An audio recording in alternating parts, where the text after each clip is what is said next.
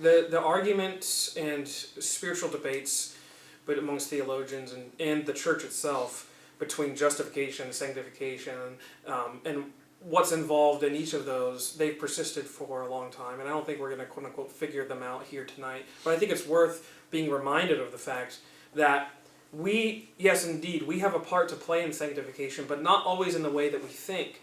I think sometimes there's this really hard line of demarcation that occurs where justification, that's God's part, and now sanctification is all my part, and then we get into that same mode of what are you putting to death, how are you practicing spiritual disciplines, and that's affecting how sanctified you are. When really, sanctification is part and parcel with that process of mortification, putting to death what's earthly in you. And how do we do that? By being reminded of our position in Christ, of being reminded of our justification, and listening more and more to where our life is found. Because the more that becomes all of our life to us, then what does sin have to offer us? And again, this is not to say that we can't be, that we're going to be fully sanctified in this life. That's a notion that I think is clearly not true.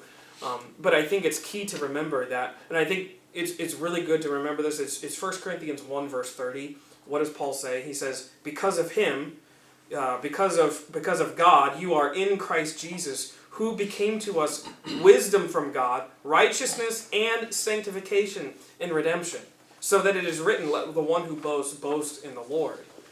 This is a clear point for Paul, that the sanctification of the church doesn't happen, quote-unquote, because of the church. It happens to the church, this process of renovation, this process of being spiritually renewed. And yes, we have a part to play, because, again, what are we listening to? And this is not going to be like, oh, because you're watching bad movies, you're going to be open up to sin.